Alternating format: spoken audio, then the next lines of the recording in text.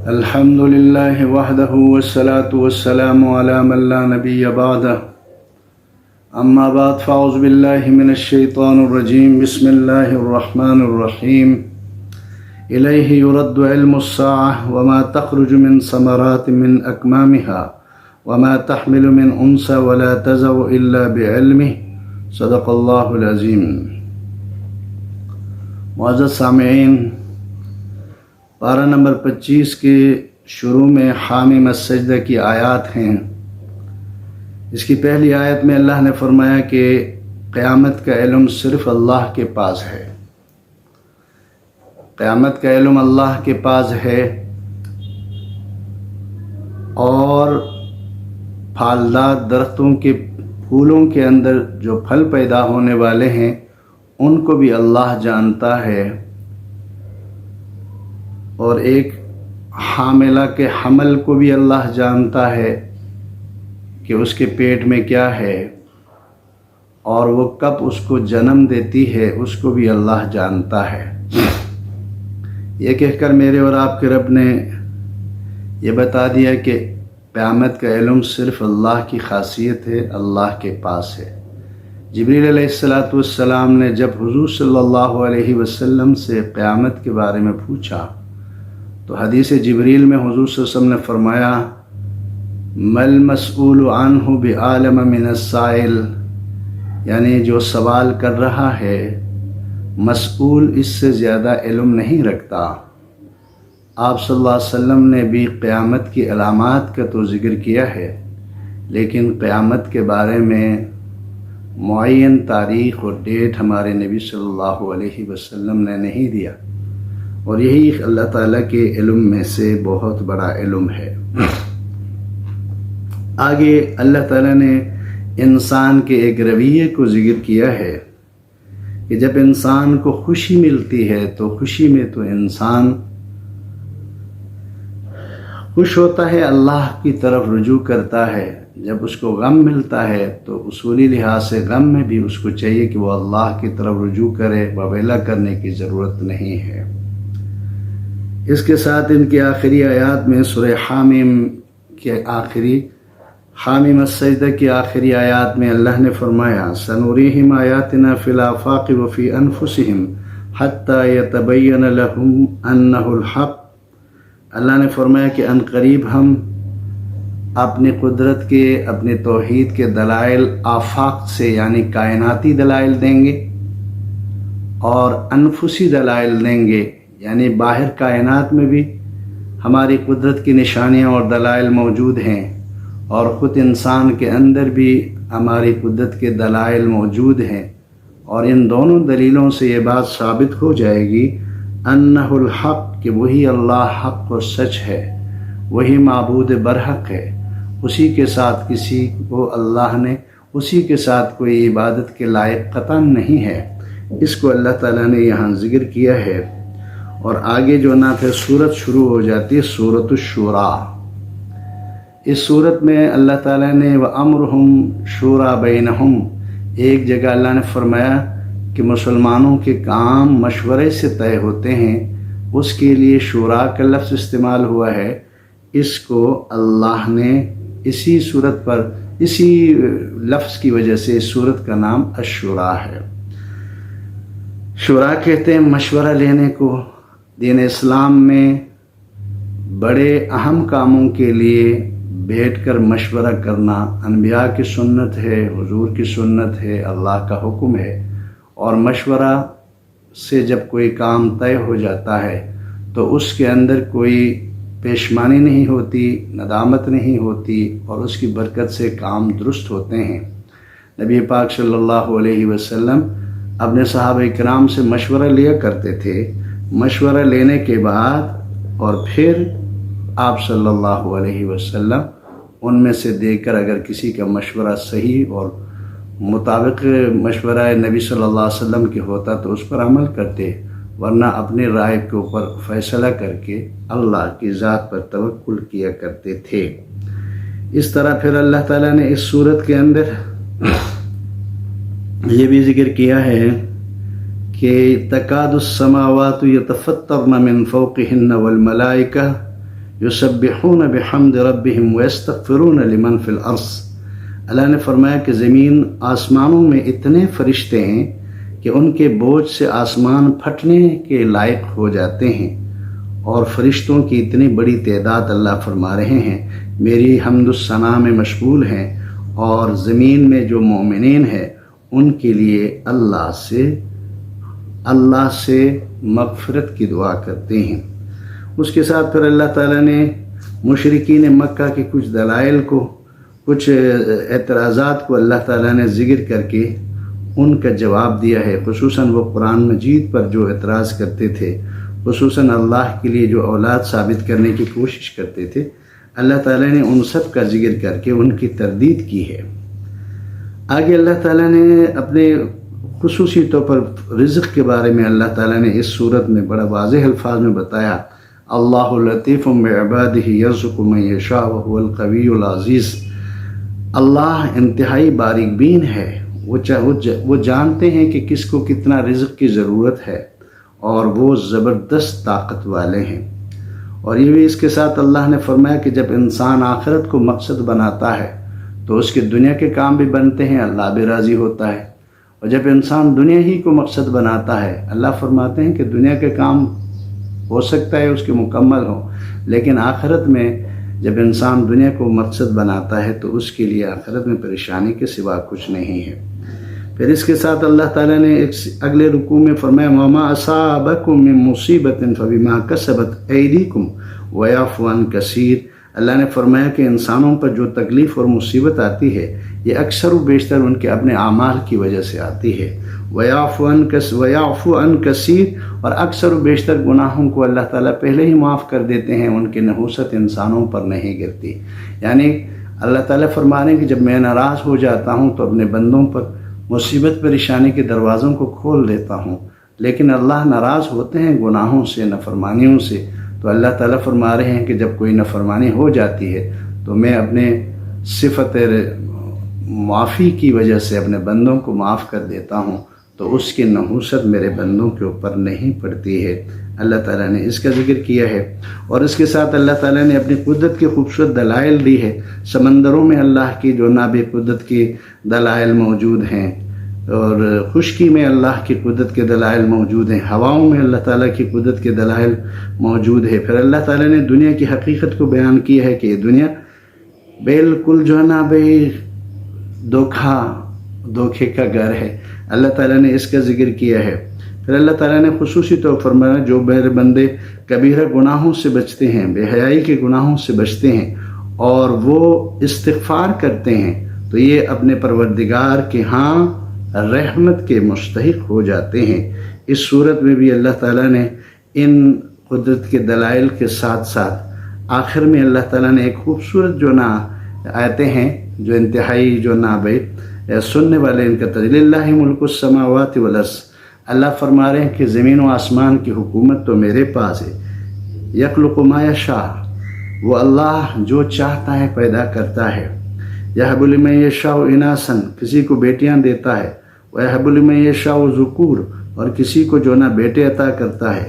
और युज़व्विजुहुम ज़ुक्रानन व इनासा, और बाज़ी लोगों को बेटे और बेटियां दोनों मिलाकर दे देता है। व यजअलु लिमन यशाउ अक़ीमा, और बाज़ी लोगों को अल्लाह बांझ बनाता है। यानी ये औलाद का देना अल्लाह के इख्तियार में है। औलाद का ताल्लुक़ औरत से नहीं है, औलाद का होना न होना इसका ताल्लुक़ अल्लाह के अमर से है। ये इस ज़माने की जहालत है। जब किसी के घर में बेटी पैदा होती है तो लोग उस खातून को इंतहाई मनहूस समझकर अक्सर व बेशतर अस्पतालों में डिलीवरी जब बच्ची की हो जाती है तो उस खातून को तलाक देकर उसको ज़लील करने की कोशिश करते हैं। मैंने साइंसी असातिज़े किराम से सुना कि बेटी का पैदा होना ये मर्द की वजह से है, औरत की वजह से नहीं है। अल्लाह ताला ने इस निज़ाम को ऐसा बनाया है कि मर्द के अंदर मुस्बत और मनफी दोनों जरासीम होते हैं। वो जब मर्द औरत के रहम में मुंतकिल होती हैं तो औरत की जरासीम एक ही मुस्बत ही है, वो इसके साथ मिलने के बाद बेटी का फ़ैसला हो जाता है। तो इसमें असल किरदार मर्द का है। अल्लाह ताला के फ़ैसले पर राज़ी होने की ज़रूरत है। अल्लाह ने फरमाया कि बेटा और बेटी देना, दोनों देना, बांझ बनाना, ये मेरी कुदरत में है। मैंने ऐसे लोगों को देखा है جو انتہائی مالدار ہیں، جو نا انتہائی صحت مند ہیں، لیکن اللہ نے ان کو اولاد کی نعمت سے محروم رکھا ہے۔ یہ کس لیے؟ یہ تاکہ دنیا والوں کو معلوم ہو جائے کہ اولاد اللہ کی طرف سے عطا ہوتی ہے، اولاد اللہ کی نعمت اور رحمت ہے۔ اللہ جس کو چاہتے ہیں عطا کرتے ہیں، جس کو چاہتے ہیں اس نعمت سے محروم رکھتے ہیں۔ لہٰذا انسان بننے کی ضرورت ہے، اللہ کا بندہ بن کے رہنے کی ضرورت ہے۔ خواتین کا بیٹیوں کی پیدائش پر کوئی کردار نہیں ہے، یہ اصل کردار مرد کا ہے۔ مرد جو نہ ان کی وجہ سے بیٹیاں پیدا ہوتی ہیں، لہٰذا اپنے آپ کو مورد الزام ٹھہرانے کے بجائے مظلوم خواتین کے اوپر جو ظلم کرتے ہیں، یہ اللہ کے ہاں انتہائی ناپسندیدہ طریقہ کار ہے۔ آگے اللہ تعالیٰ نے وحی کے کچھ صورتوں کو اللہ نے ذکر کیا ہے۔ فرمایا کہ بھئی وحی کا ایک طریقہ تو اللہ ڈائریکٹ وحی نازل کرتے ہیں نبی کے دل پر، اور بعض مرتبہ اللہ کسی پردے کے پیچھے سے جو نا پہ اپنے نبی اور رسول کو آواز دیتے ہیں۔ بعض مرتبہ اللہ کیا کرتے ہیں، باقاعدہ رسول یعنی جبریل کو بھیجتے ہیں اور وہ آ کے وحی پہنچا کے چلے جاتے ہیں۔ یہ آخری شکل انبیاء علیہ السلام حضور صلی اللہ علیہ وسلم کی جو نا وحی کے دور میں سب سے زیادہ اللہ نے اسی کو بندوں پر اللہ نے اس کو رکھا ہے۔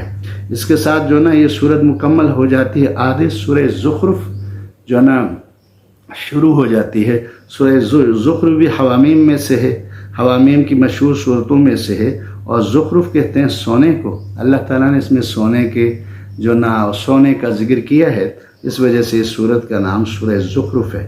اس میں بھی اللہ تعالیٰ نے مکی صورت ہے، اس میں اللہ نے اپنے قدرت کے دلائل کو، اپنے توحید کے دلائل کو، مشرکین مکہ کے جو نا مختلف اعتراضات کو، خصوصاً جو کہا کرتے تھے کہ یہ فرشتے مؤنث ہیں، یہ فرشتے اللہ کی بیٹیاں ہیں، اللہ تعالیٰ نے ان کے جواب دیا ہے کہ بھئی کیا تم لوگ فرشتوں کی پیدائش کے وقت موجود تھے؟ اللہ تعالیٰ نے انسان کو تو بعد میں پیدا کیا، فرشتے تو پہلے سے پیدا ہیں۔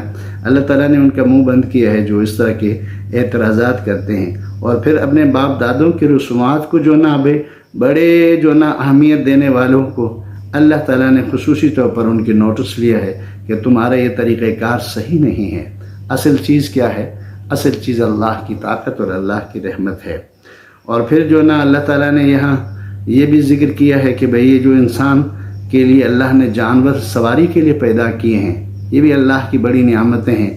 جب بھی ان سواریوں کو استعمال کیا جائے تو اللہ کی حمد و ثنا جو نا اس کے اوپر کیا جائے، اس کو اللہ تعالیٰ نے یہاں ذکر کیا ہے۔ آگے حضرت ابراہیم علیہ السلام اور ان کے والد صاحب کے آپس میں جو ڈائلاگ گفتگو ہوئی ہے، اس کو اللہ تعالیٰ نے اس صورت کا حصہ بنایا ہے۔ اور پھر میرے اور آپ کے رب نے حضرت موسیٰ علیہ السلام کے واقعے کو بھی یہاں ذکر کیا ہے، تاکہ حضور صلی اللہ علیہ وسلم کو ان واقعات سے، ان جو نابے زمانے کے جو انبیاء علیہ السلام کے ساتھ لوگوں کا جو سلوک ہے، اس کے ساتھ حضور صلی اللہ علیہ وسلم کو اطمینان ہو، اور نبی پاک صلی اللہ علیہ وسلم کی تسلی کے لیے اللہ نے ان کا ذکر کیا ہے۔ حضرت عیسیٰ علیہ السلام ان کی والدہ کا ذکر اللہ نے کیا ہے، اور ان کے اوپر جو عیسائیوں کے اعتراضات ہیں ان کو ذکر کر کے اللہ تعالیٰ نے فرمایا کہ حضرت عیسیٰ علیہ السلام کی بول تو یہ ہے، فرمایا کرتے تھے کہ ان اللہ و ربی و ربکم، اے اللہ تو میرا اور تمہارا رب ہے، فاعبدوہ ھذا الصراط المستقیم، اسی اللہ کی عبادت کرو، یہی صراط مستقیم ہے۔ اللہ تعالیٰ نے اس کا بھی یہاں ذکر کیا ہے۔ پھر آگے اللہ تعالیٰ نے اپنی قدرت کے دلائل کو واضح طور پر اللہ تعالیٰ نے ذکر کرتے ہوئے مشرکین کے مکہ کے جو مختلف اعتراضات ہیں ان کو بھرپور انداز میں ذکر کرتے ہوئے آخر میں اللہ تعالیٰ نے یہ فرمایا وَالَّذِي فِي السَّمَاءِ إِلَٰهٌ، وہی اللہ ہے آسمانوں میں معبود، وَفِي الْأَرْضِ إِلَٰهٌ، زمین میں بھی وہی معبود ہے، وہی حکمت والا علم والا ہے۔ تو زمین میں جو بھی جہاں بھی انسان بستا ہے اس کے اوپر اللہ تعالیٰ ہی معبود ہے، اللہ تعالیٰ ہی جو نا وہاں موجود ہے، اسی لیے اس کو ماننے کی ضرورت ہے۔ دوستو اس کے ساتھ جو نا اگلی آیت سورۃ الدخان شروع ہو جاتی ہے اگلے حصے میں۔ سورہ دخان جو سورت بھی ہے یہ بھی حوامیم میں سے ہے۔ اس سورت میں اللہ نے ایک دخان یعنی اللہ تعالیٰ نے دعا کا ذکر کیا ہے، کائنات کے اندر جو دعا ہے تھا اس دعاؤں کو اللہ تعالیٰ نے ذکر کیا ہے، لہٰذا اس لفظ کی وجہ سے اس صورت کا نام سورۃ الدخان ہے۔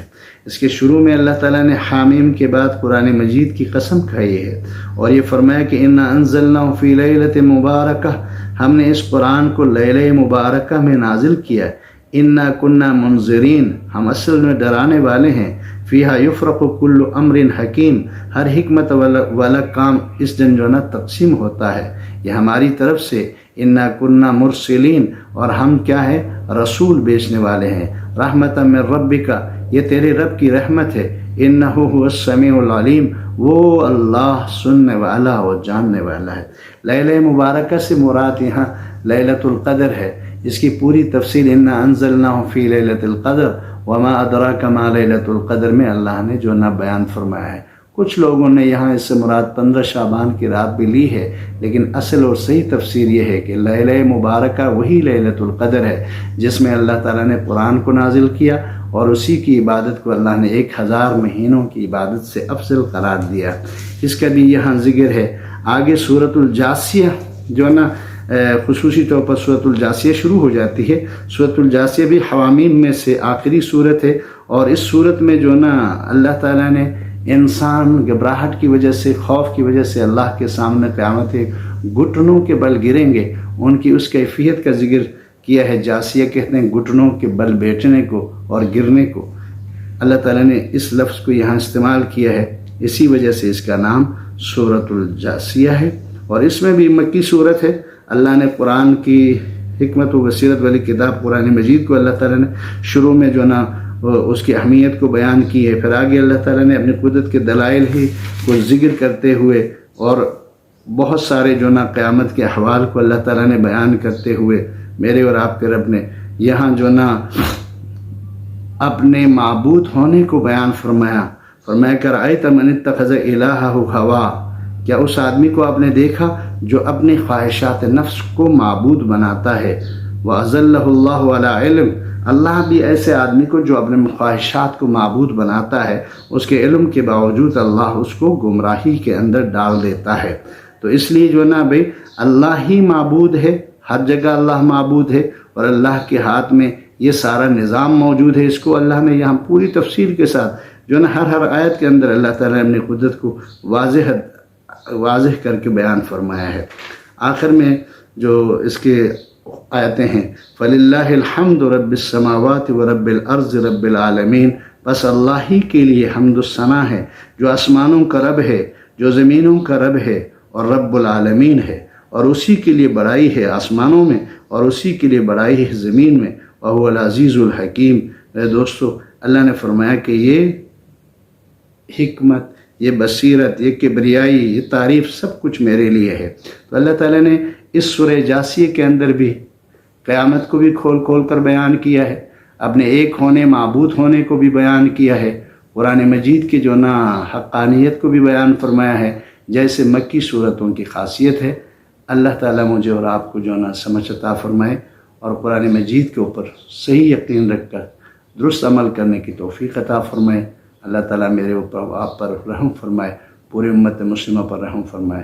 پاکستان کو اللہ امن اور عافیت عطا فرمائے، اس ملک کو اللہ خوشحالی اور استحکام عطا فرمائے۔ اللہ تعالیٰ ہماری اس دعا کو قبول فرمائے، آمین یا رب العالمین۔